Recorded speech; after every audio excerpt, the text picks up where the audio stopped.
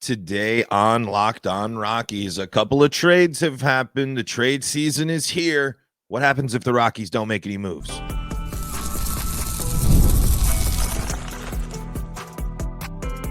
You are Locked On Rockies, your daily Colorado Rockies podcast. Part of the Locked On Podcast Network, your team every day. Rock on Rockies fans, welcome into the Locked On Rockies podcast for today, the 26th day of July in the year 2024. I'm your host of the Locked On Rockies podcast, Paul Holden, bringing you your daily Colorado Rockies talk right here on the Locked On Podcast Network, where you can find your team every day. And if your team is the Colorado Rockies, guess what? You're in the right spot, because that's what we do around here each and every day, free and streaming on your favorite streaming services and on the Locked On Rockies YouTube channel, where you can be part of the show. You can fire off your hot takes. You can let me know what's on your mind when it comes to the Colorado Rockies by leaving those comments. When you like the videos, when you leave 5-star reviews, when you help the show grow, I really do appreciate it. And in case you're curious who I am your Rockies fan extraordinaire, Paul Holden, bringing you your daily Colorado Rockies talk. Been bringing you this show for over 3 years now and been a diehard Rockies fan my entire life. Today on the show, we're going to highlight a little bit of the trade deadline, talk about, react to some of the moves, react to some teams getting into the spirit of things early. And we're also going to take a little bit of talk about our expectations for this upcoming road trip. Before we dive into everything today, want to first let you know that today's episode is brought to you by SupplyHouse. SupplyHouse.com is a reliable way to get parts fast. Shop for your next plumbing, h-vac, or electrical job and get fast shipping from coast to coast at SupplyHouse.com. All right, so Randy Arozarena is now going to be a Seattle Mariner. AJ Puck, I believe, was I can't remember if or Puck. I can't remember who if it was. I think that's who was traded.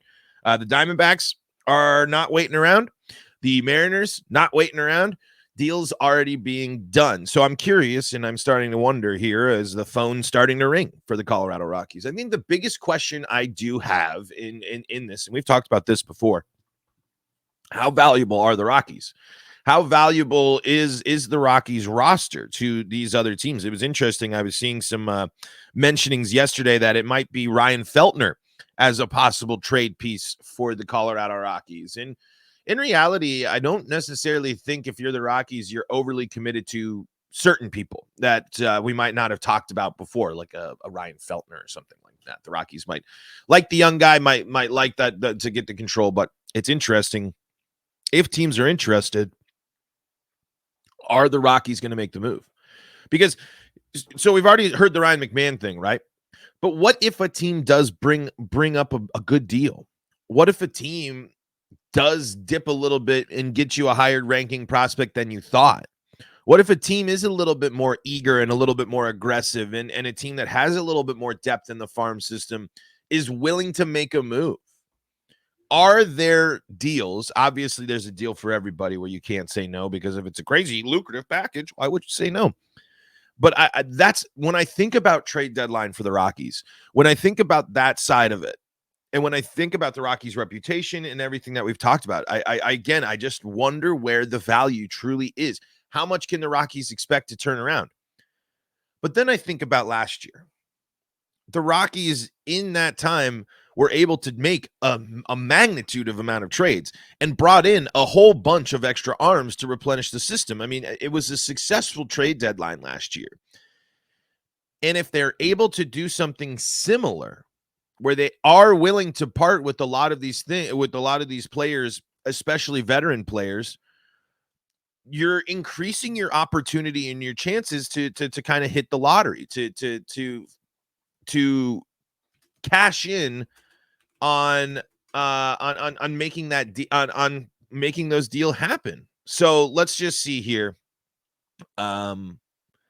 Let's see from last year's trade deadline here, and this is from Mile High Sports here. I just want to go over some of the stuff from last year.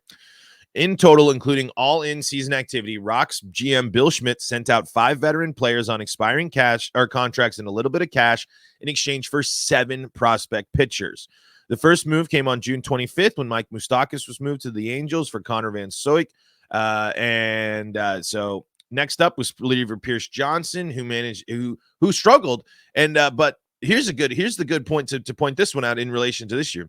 25-year-old lefty Tanner Gordon, and arguably the most exciting player of the entire group, righty Victor Vodnik. If the Rockies were able to turn Pierce Johnson into Victor Vodnik, who's someone that they've turned to more than just about anybody this year, it does make you wonder what a Jake Cave. It does make you wonder what a Stallings. It does make you wonder what a Ryan Feltner might be worth in the world of the trade deadline here. The biggest move from a philosophy shifting perspective came when the team, I'm again reading from Mile High Sports here, reviewing the Colorado Rockies 2023 MLB trade deadline transactions. This is by Drew Kreisman, friend of the show. The biggest move from a philosophy shifting perspective came when the team flipped CJ Cron and Randall Grichuk to the Angels for a couple of promising pitchers. Mason Albright gives them another lefty who's having a good season. Let's see. Jake Madden was the other one. And then they finalized their last deal was getting Justin Brule from the Dodgers for just a little bit of cash and righty. They swapped Brad Hand for Alec Barger and Justin Brule. So there's when I see that again, I'm Vodnik is the one that jumps out, but it's the numbers, right? It's the dealing five veteran players, getting 7 players back. And the Rockies do have some interesting stuff in which they could probably do the same thing. It just, how much trading are the Rockies going to do? And how and what players are they willing to part from? Jake Cave, for example, I mean, he's beloved and I'm sure a huge locker room presence, but there's teams that might want outfield depth. Are you willing to part with him?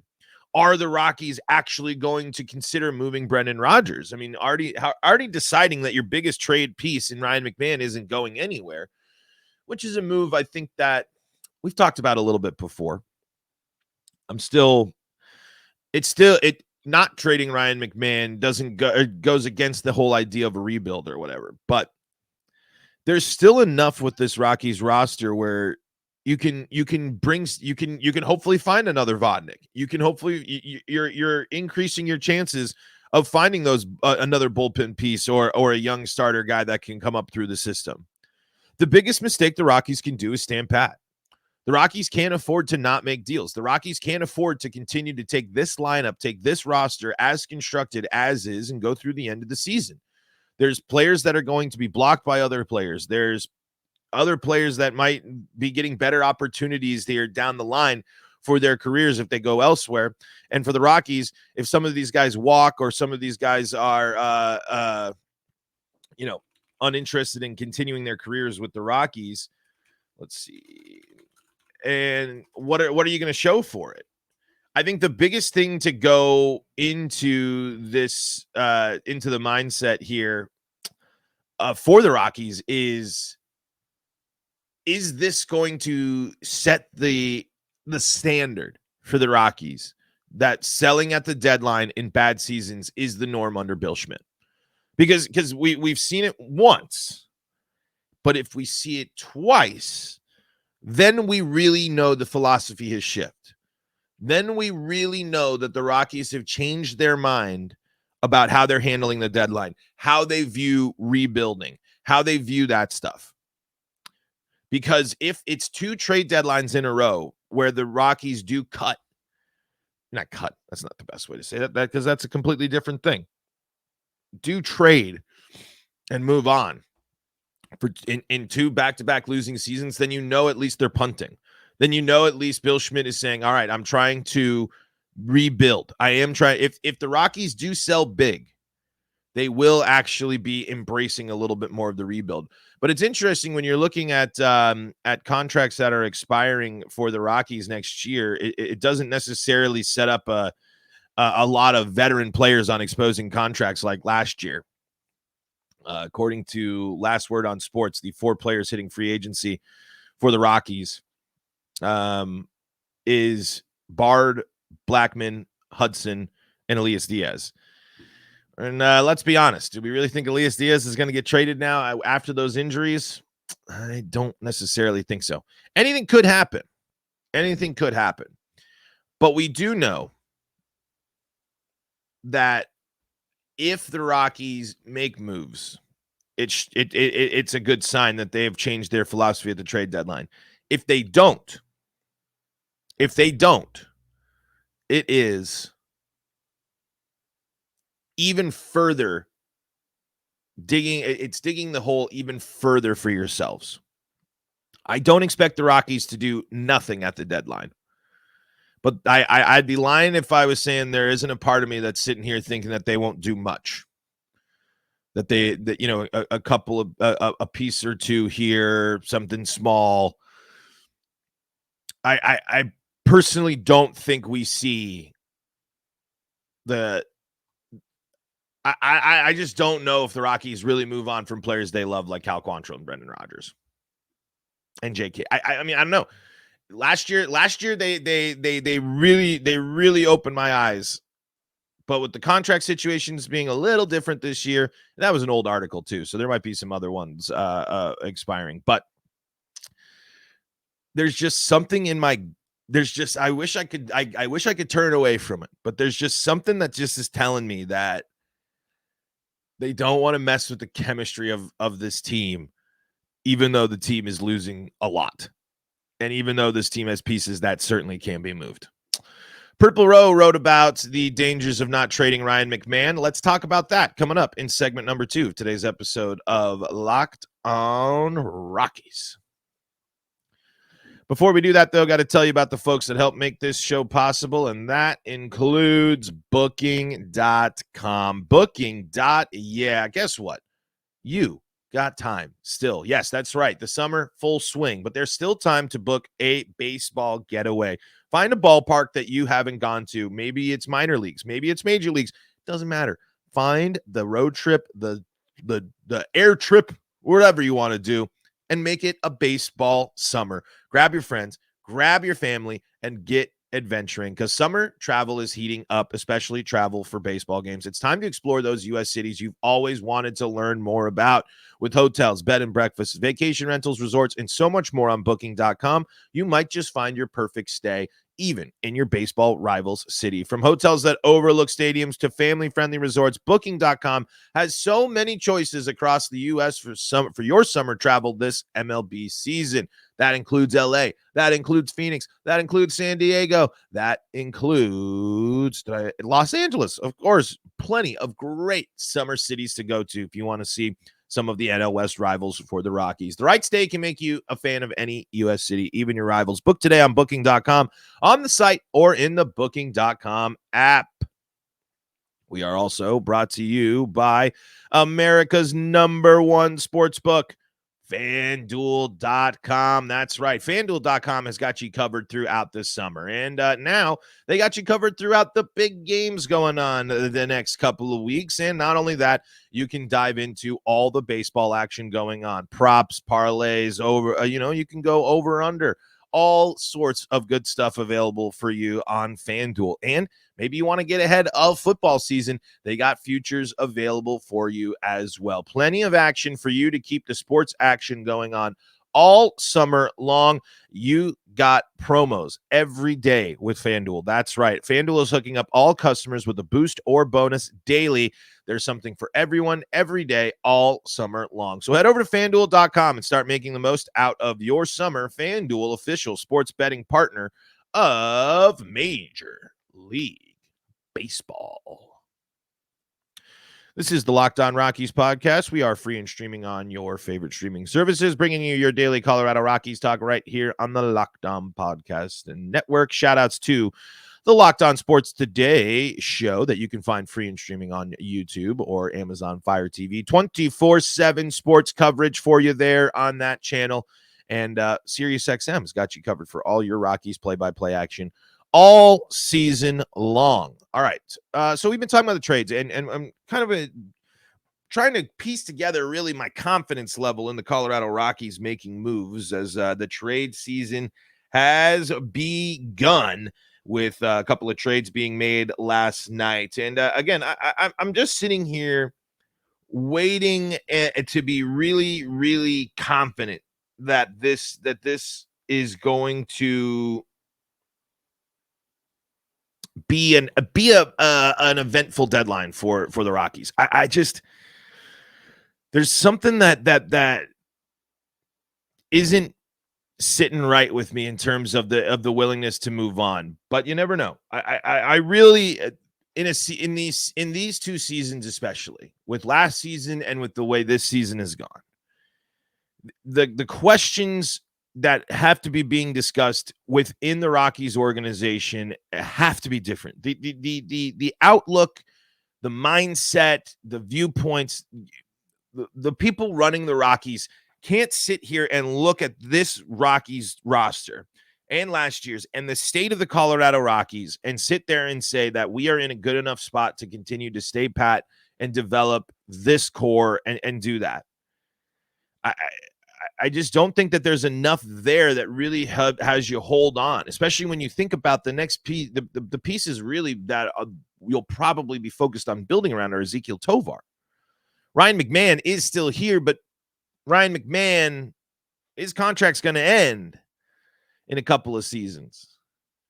And at that point, unless the Rockies have changed dramatically, do we really expect Ryan McMahon to extend? You have to start setting up your team to be an attractive place for people to re-sign, not just because you're willing to pay them money and give them longer contracts than other teams, which it seems to be the case for the Rockies, but make it attractive to bring in people to stay and want to really change things there and really believe that they can change things there. Because the Rockies can't keep going on like this. They can't keep the trajectory since the playoffs has only been down, as we've discussed. So for it to go into a trade deadline season and to sit here and be like, oh, well, we already know the biggest trade piece, Ryan McMahon is not available. Elias Diaz is injured. I mean, teams are interested in Cal Quantrill. There's no way that they're not. And teams might be interested in Ryan Feltner and such as well.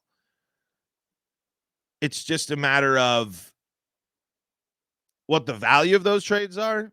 And if I really believe that the Rockies will get that deal done. The best thing, the thing that does help me quell these doubts and these worries that I'm having is last year. It's last year's trade deadline. That was a lot of activity, and it started right around this time. So it's going to be an interesting weekend to see if things start moving sooner rather than later for the Rockies. Mike Moustakas got moved a few days before the deadline, if you recall that, like we were reading before. The point is, at some point, this team is going to have to make the tough decisions about players on the roster that they either have a lot invested in, they believe highly in, XYZ. And this trade deadline can really set the tone for the trade deadline under Bill Schmidt. Because if it's back-to-back big selling at trade deadlines during tough seasons, that's a big pivot from what we're used to from the Colorado Rockies. All right. Piece from Skylar Timmons over here and on Purple Row called "The Dangers of Not Trading Ryan McMahon." And there's a lot here, but I do want to read some stuff from it here. His trade value is the highest it has ever been, and there are plenty of teams that could use him in their lineup. Yet it's certainly in the Rockies' prerogative to hold on to him and hope to build more around him.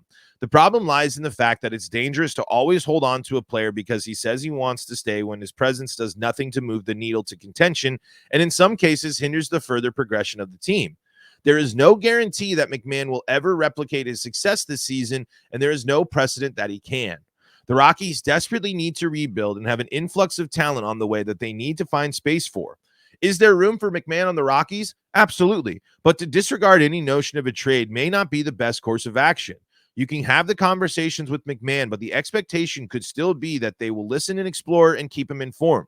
Now, the Rockies tried to do that with Troy Tulowitzki before pulling the rug out from under him, but I believe Bill Schmidt would do better in that instance. The youth movement is happening for the Rockies, and McMahon could definitely be the leader among them. However, Ezequiel Tovar and Brenton Doyle are already here, and who can say they aren't capable of being leaders? Charlie Condon could also be on the fast track to the big leagues where he will need a spot to play every day. Holding on to a player for dear life in the hopes he contributes now when a trade could help your club in the future is what holds a team like the Rockies back. If they ever hope to get back to contention, they have to be willing to let go of things they fear to lose. Otherwise, the cycle of mediocrity will continue to repeat. Therein lies the dangers of not trading Ryan McMahon. Woo-hoo! Skyler is cooking, folks. Skyler's been cooking this season. He's done with a lot of the nonsense. It perfectly sums it up right there. It's are they even, shutting it down now? And not, I mean, there could be, because what happens if they do get the deal? What happens if the right deal does come to the Rockies now for Ryan McMahon? And how does Ryan McMahon feel if he is in fact traded after? I mean, I guess it doesn't necessarily matter if you are the Rockies, but I do agree here with the sentiment of, yes, there is a situation that exists where McMahon can still be on this team. Yes, there is a situation in which he can contribute, and it's certainly he wants to be here. I mean, he's got a young daughter. You don't want to move around. Totally understandable. But in the cutthroat world of trades and trading and major and professional baseball, the Rockies do need to be more willing to make these types of moves. We haven't really seen we've seen the Rockies make it, especially not in like the deadline type of thing. Tulo was traded in season, wasn't he? I believe so. Let me. Okay, yeah. So this was in July, and so this was trade deadline time. It's really the only big deadline blockbuster deal I could think of for the Rockies sending Troy Tulowitzki. Nolan obviously was in the offseason. A lot of off-season stuff usually happens for the Rockies when it comes to that type of stuff. So there is the risk. There is the risk for the Rockies to hold on to these players to believe that this could be the piece that helps down the line for the Rockies. It's just, are they willing to make those moves? We'll see. Bill Schmidt did do something differently at the trade deadline last year. Like I said, though, once can be an anomaly. Do it a few times, and it starts setting up a pattern. All right, let's one more little piece here from Purple Row on a successful trade deadline. We'll also take a look at the Rockies game going on tonight. Not a lot of preview because, folks, the Rockies are going to San Francisco. And we know how big of a worry that could be. But let's take a look and see if there's anything sticking out that we should know about ahead of tonight's matchup before the weekend set. All coming up on segment number 3, today's episode of Locked On Rockies. Before we do that, though, got to tell you about the folks that help make this show possible, and that includes SupplyHouse. Get supplies from the site that's made for the skilled trades, SupplyHouse.com. SupplyHouse.com is the reliable way to order plumbing, HVAC, and electrical products online. Their easy-to-use website is packed with helpful resources and the latest product info to help you get the job done right. Shop a complete inventory of over 200,000 parts from over 400 top brands and get your order delivered right to your door with fast shipping from coast to coast. Need help with an order? Get expert support and industry-leading service from the friendliest folks in the business and talk to a real person every time. Pros in the skilled trades can get a competitive edge by joining SupplyHouse.com's free Trade Master program. Every Trade Master gets access to a dedicated phone line, free shipping, and discounts on every order. Join the thousands of trade pros already benefiting from their free membership at SupplyHouse.com/TM and order plumbing, HVAC, and electrical supplies from anywhere with just a few clicks at SupplyHouse.com. This is the Locked On Rockies podcast for free and streaming on your favorite streaming service, bringing you your daily Colorado Rockies talk right here on the Locked On Podcast Network. You can find us free and streaming on your favorite streaming services, and you can also find us on the Locked On Rockies YouTube channel. All righty here, folks. You can also check out SiriusXM. Okay, got to give our plug to SiriusXM so you can catch all your baseball all season long. All right, so Evan Lang writes, what does a successful trade deadline look for the Rockies? Goes over some trade scenarios and such for the Rockies. And you can dive into all the things here, but just to kind of put a bow on it as Evan goes through and dives into trading Brendan Rodgers, the catcher situation, things like that. But I kind of wanted to go here to the closing line just because I think it puts a bow on everything we're looking at here when it comes to the trade deadline for the Rockies. To be successful at the trade deadline this year, the Rockies need to trade at least 4 of the players listed above. So that would be 4 of the players of a mix of Austin Gomber and Cal Quantrill. Jalen Beeks is listed as well. Brendan Rodgers and Stallings and Diaz. Those are the ones listed here from our friend Evan here of the show. So needs to trade at least 4 of the players there. And general manager Bill Schmidt did a good job with this last season and brought back 7 pitching prospects. While the focus doesn't need to be entirely pitching this season, his modus operandi should be similar, and Schmidt should look to bring back as much as possible while setting the Rockies up for success in the future. I think that's the list of people that the Rockies are going to deal from there. It'll be really interesting to see if they do end up trading and moving on from Cal Quantrill's one thing, but Austin Gomber is another. That article I read earlier did not have nearly as many expiring contracts, I think, because it was from like February. So I'll have to recheck out the actual free agent situation here at the end of the year, because that is going to be something that is going to really change the thought process as they go through it there. But there's a lot more in-depth explanations there from Evan on why those players should be traded. But I just wanted to kind of give you the list of the rumored players and what Evan thinks needs to happen there. Because if you trade 4 players and you get 6 players back, kind of how the Rockies did with sending 5 players and getting 7 back, you'll take those numbers every time. And if through those trades you get another Victor Vodnik, or you keep building that up, great. But I do like the piece there at the end there that Evan's talking about. It doesn't have to just be pitchers. The Rockies over focusing on pitchers is going to continue to lead to offenses that are kind of meh, where this team does need offensive help, but it is a question of where are those players going to play depending on what you trade for. Rockies here, as they begin to make their trades or look at their trades, head on the road to face the dreaded San Francisco Giants in the dreaded Bay Area here. But the good news is for the Rockies, they turn to Kyle Freeland here for the first game of the set. Kyle Freeland has been money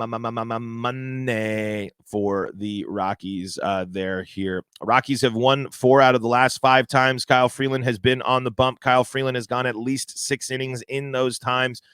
He has been giving up at least 2 earned runs in 3 out of the last 4 of his starts, with a home run in 3 out of those 4 games as well. But the strikeouts, they're sitting and looking pretty good. So what's going to be a great sign for the Rockies here and getting this road trip on the right track? Well, backing it up with their guy, Kyle Freeland, continuing a solid stretch. Kyle Harrison on the bump here for the Giants. He's 5-4 with a 3.86 ERA and 91 innings pitched this year. He's got a whip of 1.34. Struck out 79, walking 31, has given up 10 home runs. So the long ball, something that the Rockies could use, as they have been hitting home runs. Going to be tougher to do it on the road. The Giants are a good home team too, 28-22 at home, even though they're 49-55 on the season. And of course, the Rockies, when it comes to the road, dreadful, 14-36 away from Coors Field. So they're looking to keep the momentum rolling, keeping it hot, and it would be an impressive thing for the Rockies to start this second half of the season off with the first road trip of the second half of the season with some wins in a nice, impactful series shakeup here, because the Giants, they were licking their chops here to be facing the Rockies in the first 2 series of 2 out of the first 3 series of this second half, I can assure you. And for them to lose that series, now they are definitely waiting and definitely hoping that they can really put the hurt on the Rockies here at home and get themselves back into the wild card mix there, as the Padres playing good baseball. In case you didn't hear, just threw a no-hitter yesterday.